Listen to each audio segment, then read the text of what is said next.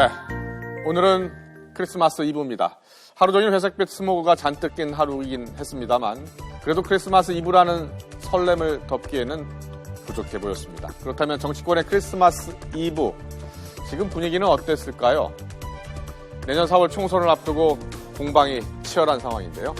자, 정치권의 크리스마스 이브, 그들이 기다리고 있는 선물은 과연 무엇인지 알아봤습니다. 네, 먼저 박근혜 대통령부터 보겠습니다.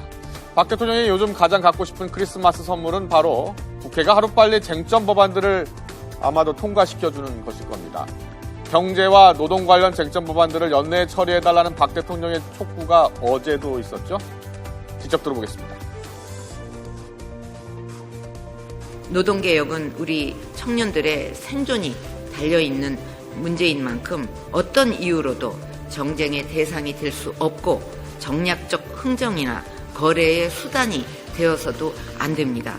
만약 국회의 비협조로 노동개혁이 좌초된다면 역사의 심판에서 벗어날 수 없게 될 것이라고 생각합니다. 네, 과연 국회가 박 대통령이 원하는 답에 언제쯤 응답하게 될지 올해가 얼마 남지 않았습니다. 네, 이번엔 새누리당 김무성 대표를 보겠습니다. 김무성 대표, 올 한 해 정말 다사다난했죠? 그런 그에게 최고의 크리스마스 선물은 바로 내년 총선을 위한 공천 주도권 잡기가 아닐까 생각이 듭니다.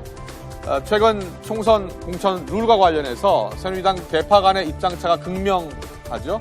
오늘 김 대표는 공천 룰에 대한 개인적 의견은 삼가해달라고 밝혔는데요. 직접 들어보시죠. 지금 최고위원들과 원만한 합의 끝에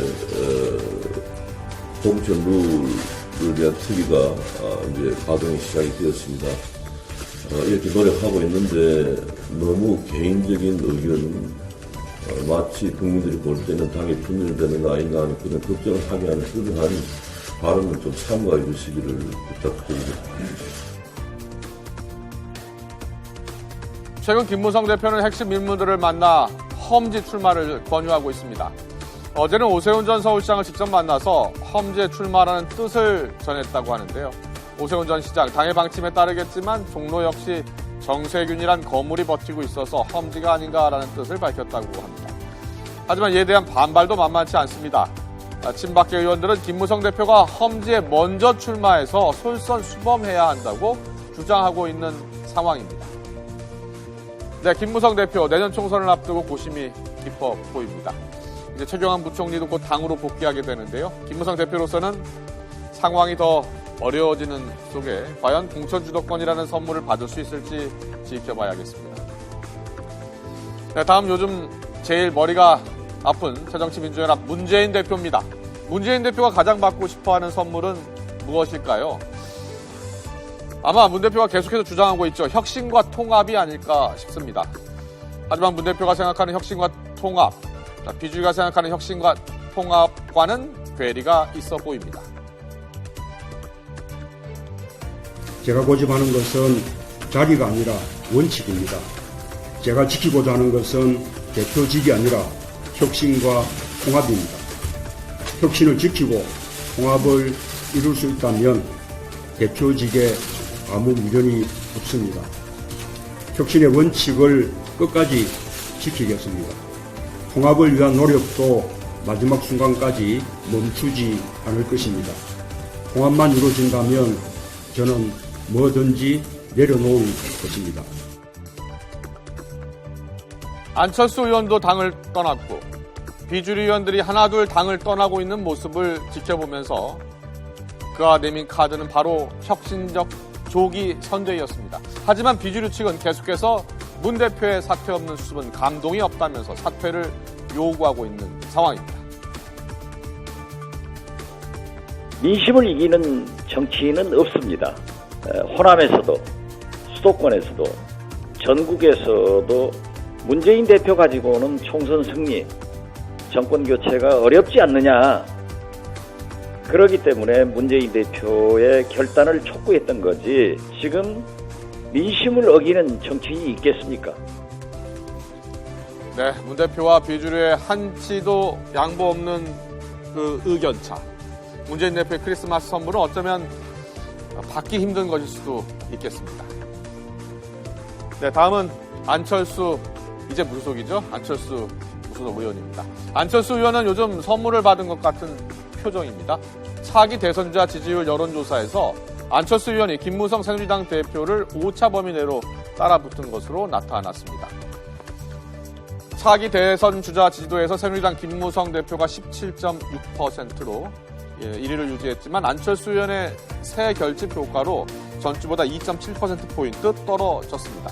문재인 새정치민주연합 대표는 16.6%로 전주 대비 2.5% 역시 하락했고요. 안철수 의원 지난주보다 2.8% 오른 16.3%로 3위를 기록했습니다. 또 내년 총선 정당 지지도 조사에서 아직 태어나지도 않은 안철수 신당 지지율도 새정치민주연합과 큰 차이가 없었습니다.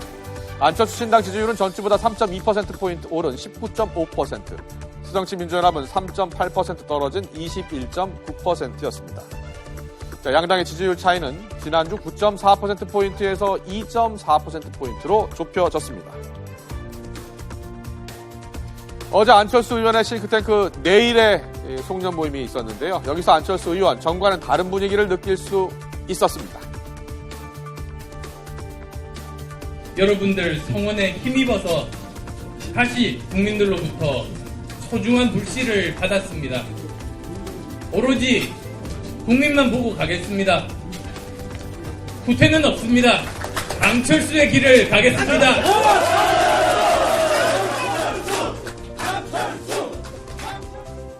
네, 마지막으로 요즘 정치권에서 아주 관심을 받고 있는 인물이죠. 반기문 유엔 사무총장 잠깐 보겠습니다. 자, 반기문 유엔 사무총장이 바라는 크리스마스 선물, 아무래도 지금 방북이 아닐까 싶습니다. 최근에 이제 이수용 북한 외상이 두 번 유엔을 방문하는 계기에 둘이서 만나서 이런 여러 가지 그 유엔 사무총장으로서의 역할에 대해서 논의한 것이 사실입니다.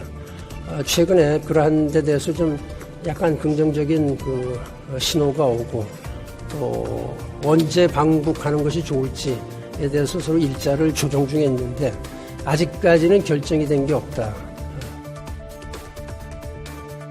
네, 어제는 미국 뉴욕 유엔 본부에서 기자 간담회도 있었죠. 이 자리에서 반 총장 빨리 방북을 하고 싶다는 의사를 밝히기도 했습니다.